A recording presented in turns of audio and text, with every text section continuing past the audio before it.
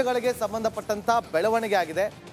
ಈಗ ಇರುವಂತ ನಮ್ಮ ಹತ್ರ ರಿಪಬ್ಲಿಕ್ ಕನ್ನಡಕ್ಕೆ ದೆಹಲಿ ಮೂಲಗಳಿಂದ ಸಿಕ್ಕಿರುವಂತ ಖಚಿತ ಮಾಹಿತಿ.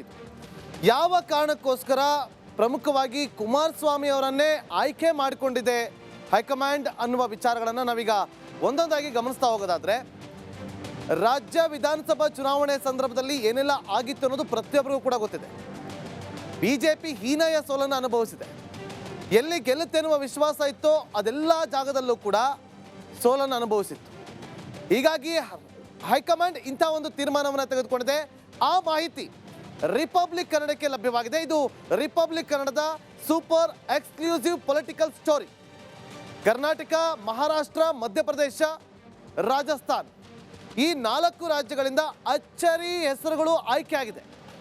ನಮಗೆ ಸಿಕ್ಕಿರುವ ಮಾಹಿತಿ ಪ್ರಕಾರ ಕರ್ನಾಟಕದಿಂದ ಮಾಜಿ ಸಿಎಂ ಎಚ್ ಡಿ ಕುಮಾರಸ್ವಾಮಿ ಅವರು. ಇದು ದೆಹಲಿಯ ಉನ್ನತ ಮೂಲಗಳಿಂದ ಸಿಕ್ಕಿರುವಂಥ ಮಾಹಿತಿ. ಕಾರಣ ಇಷ್ಟೇ, ಲೋಕಸಭಾ ಚುನಾವಣೆಯಲ್ಲಿ 28ಕ್ಕೆ 28 ಕ್ಷೇತ್ರಗಳನ್ನು ಗೆಲ್ಲಬೇಕು ಅಂತಂದ್ರೆ ಈ ಬಾರಿ ಅಷ್ಟು ಸುಲಭದ ವಿಚಾರ ಅಲ್ಲ ಬಿಜೆಪಿಗೆ. ಕಳೆದ ಬಾರಿ ಲೋಕಸಭಾ ಚುನಾವಣೆಯಲ್ಲಿ ಮೋದಿ ಮೇನಿಯಾ ವರ್ಕೌಟ್ ಆಗಿತ್ತು. ಆ ಮೂಲಕ 25 ಕ್ಷೇತ್ರಗಳಲ್ಲಿ ಗೆಲುವನ್ನು ದಾಖಲು ಮಾಡಿತ್ತು ಬಿಜೆಪಿ. ಒಂದು ಪಕ್ಷೇತರ, ಒಂದು ಕಾಂಗ್ರೆಸ್ ಹಾಗೂ ಒಂದು JDS. ಸೊ ಈ ಬಾರಿ ಒಂದಷ್ಟು ಸರ್ವೆಗಳನ್ನು ನಡೆಸಿದೆ ಕೇಂದ್ರ ಸರ್ಕಾರ.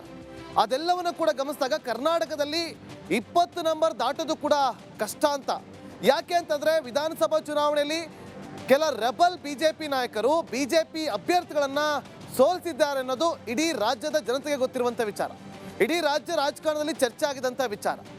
ಸೊ ಈಗ ಅದಾದ ಬಳಿಕ, ಆ ಸೋಲಿನ ಬಳಿಕ ಮೈತ್ರಿಯನ್ನು ಮಾಡಿಕೊಂಡಂಥ ಹೈಕಮಾಂಡ್ JDS ಹಾಗೂ ಬಿಜೆಪಿ ಮೈತ್ರಿ ಮಾಡಿಕೊಂಡ ಬಳಿಕ ಒಗ್ಗಟ್ಟಾಗಿ ಲೋಕಸಭಾ ಚುನಾವಣೆಗೆ ಹೋಗಬೇಕು. ಆ ಒಗ್ಗಟ್ಟಾಗಿ ಹೋಗಬೇಕು ಅಂತಂದ್ರೆ ಎಚ್ ಡಿ ಕುಮಾರಸ್ವಾಮಿ ಅವರು ಕೇಂದ್ರ ಸಂಪುಟಕ್ಕೆ ಎಂಟ್ರಿ ಆಗಲೇಬೇಕು. ಹಾಗೆ ಕೇಂದ್ರ ಸಂಪುಟಕ್ಕೆ ಎಂಟ್ರಿ ಆಗಿದೆ ಆದರೆ ಒಂದಷ್ಟು JDS ಹಾಗೂ ಬಿಜೆಪಿಯಲ್ಲಿ ಮೈತ್ರಿಯ ಒಂದು ಪ್ಲಸ್ ಪಾಯಿಂಟ್ಗಳು ವರ್ಕೌಟ್ ಆಗುತ್ತೆ. ಸಂಕ್ರಾಂತಿ ಹಬ್ಬದ ಬಳಿಕ 2 ಡೇಟ್ಗಳು ಕೂಡ ಫಿಕ್ಸ್ ಆಗಿದೆ. 2 ಡೇಟ್ಗಳು ಸಂಕ್ರಾಂತಿ ಹಬ್ಬದ ಮಾರನೇ ದಿನ ಅಥವಾ ಅದಾದ 3 ದಿನ ಡೇಟ್ ಕೂಡ ಫಿಕ್ಸ್ ಆಗಿದೆ. ಆ ಮೂಲಕ ಅವರನ್ನು ರಾಜ್ಯಸಭಾ ಸದಸ್ಯರನ್ನಾಗಿ ಮಾಡಿ, ಕೇಂದ್ರ ಸಚಿವರನ್ನಾಗಿ ಮಾಡಿ, ಕೃಷಿ ಸಚಿವ ಖಾತೆಯನ್ನು ಅವರಿಗೆ ಕೊಡೋದಕ್ಕೆ ಹೈಕಮಾಂಡ್ ನಿರ್ಧಾರ ಮಾಡಿದೆ. ನಿರಂಜನ್.